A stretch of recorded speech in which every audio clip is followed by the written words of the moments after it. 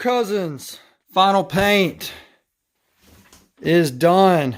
This thing has whipped my tail. I've got a whole list of little punch out items that need to be done. Today's Monday. This thing's got to be done by Saturday. I'm just going to go ahead and get it done and kind of show it to you when it's finished.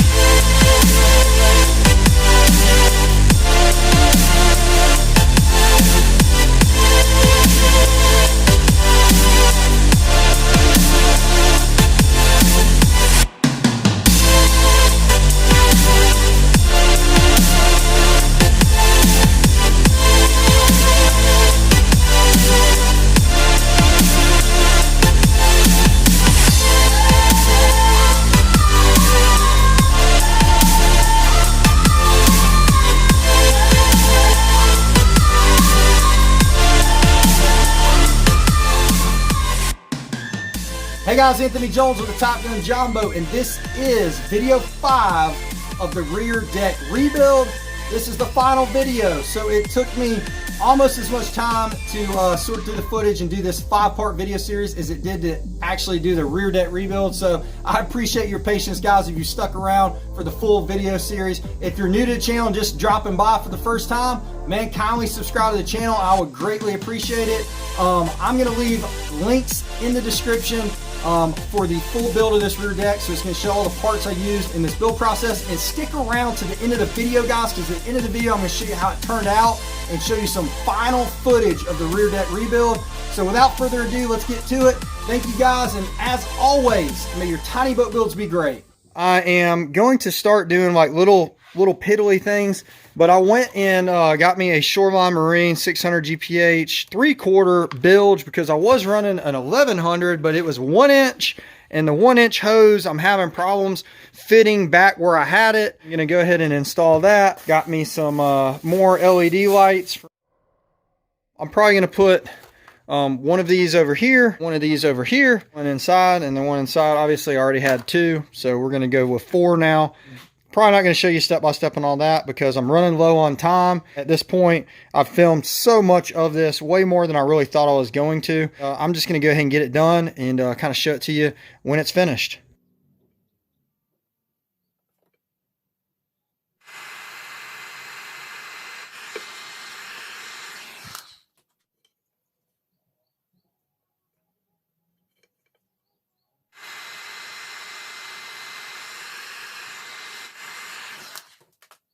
Okay, I'm using these solder and seal wire connectors. First time I've used these.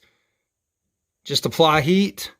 And I'm coming back over with my heat shrink tubing that I really like. This stuff's got the glue inside of it.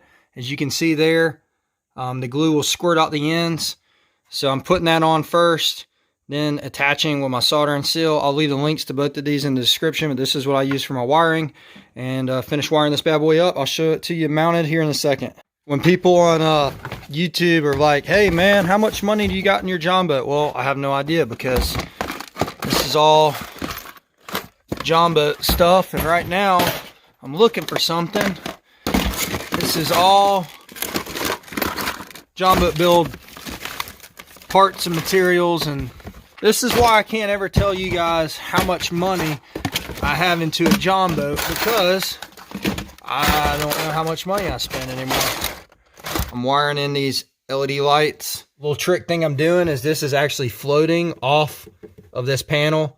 I added a couple of those spacers behind it to space it off of that panel by about 1/4 of an inch. And I'm gonna run 2 into 1 here, route the wiring around, mount 2 more over here, 2 into 1, and then all 4 lights will be on one switch over there.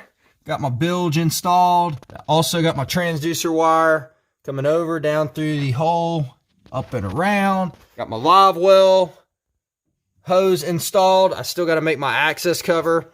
It's all coming together, guys. Just want to take a quick second to tell you how bad these solder connections are, as I'm making a 2-to-1 connection here for these LED lights. These things are awesome, guys. I've never used them before. I was living in the dark ages before. It was a late and rough night last night, guys. I didn't even film it. I was so frustrated. I wired up these 4 LED lights. You know, ran red to red and black to black on all of them.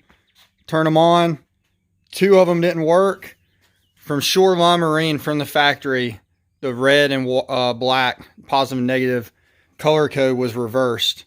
So I had to cut all my wires out and re-crimp everything, and it was a nightmare. But there's how my wiring is. I feel like it's pretty tidy, given the circumstances. That just goes around.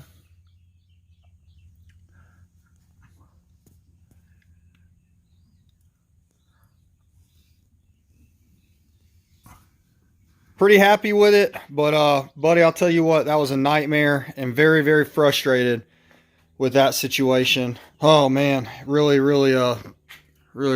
set me back. I'm not big on seeing wires. I think I'm gonna figure out a way to take some of this angled and mount it up here as like a cover. My list is getting smaller. Today's Tuesday. I'd like to have this thing done by Thursday. It may come down to Friday, and then we're fishing Saturday. All right, this is kind of what I came up with. Took some angled aluminum, riveted them together. Cut a notch here for my wires. That's just gonna go up in like that, and then screw into place. That'll cover my wiring, give it a real clean look. Got another piece for this other side, and that'll just get mounted in like so. I got the wire covers installed, and they turned out pretty awesome. Very, very clean. Wires hidden and protected in that channel of that aluminum. I'm going to go ahead and cut out my live well access cover. I'm just going to use some old sheet metal off the 12-footer, cut a notch in it, and then cut it out, sand it, wrap it in some carbon fiber vinyl, and that'll be a nice little cover.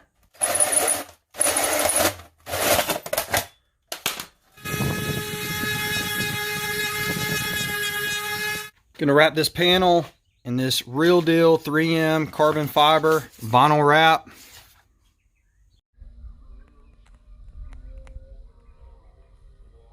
Okay, got the live well access cover installed.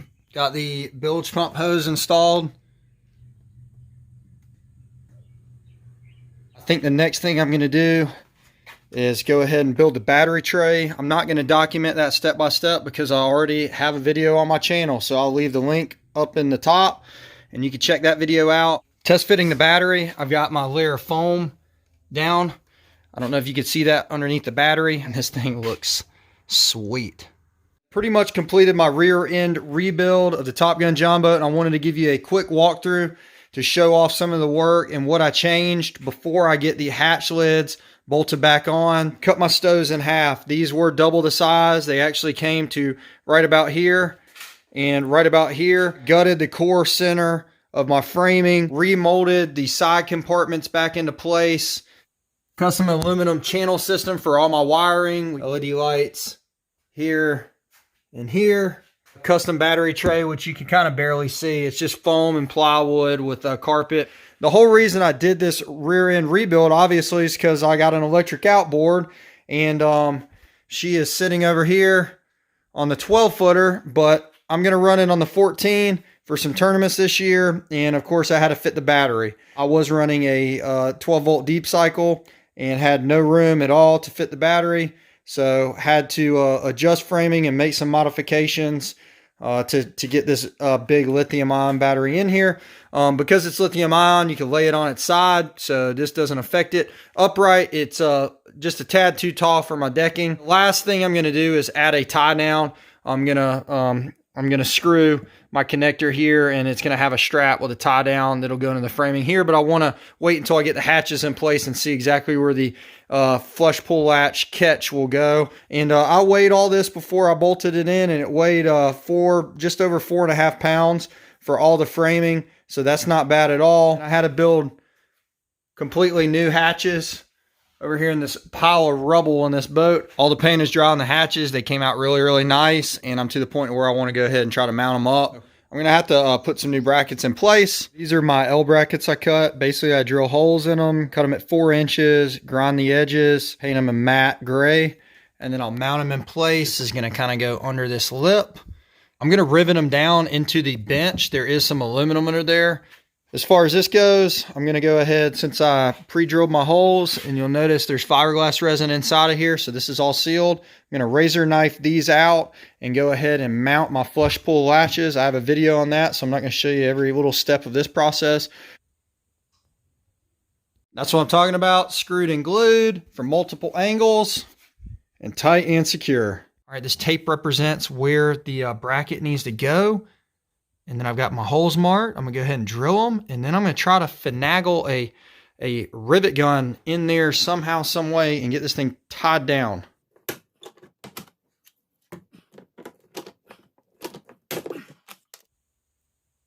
That's what it looks like with the carpet down. It just hides. I like to get the hatch exactly where I want it. Wherever the hinges sit, I'll mark it with tape on the outsides. And then that way I know exactly where the hinges go. And so now I can flip it over, drop these down, line it up with the tape, and now I can drill my holes right there and then rivet it.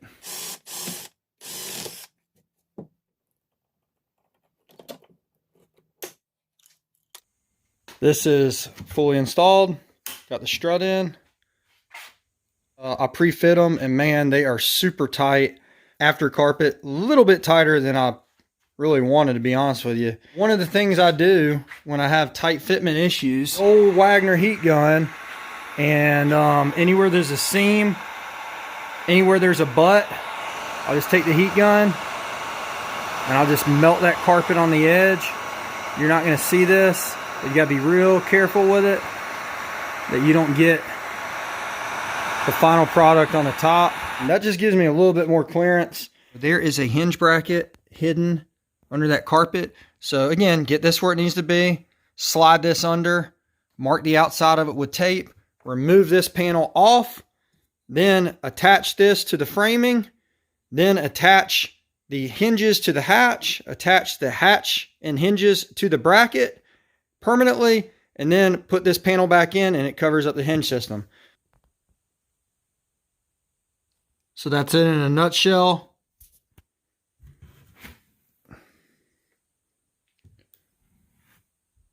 Technically, it's Friday morning, 1 a.m.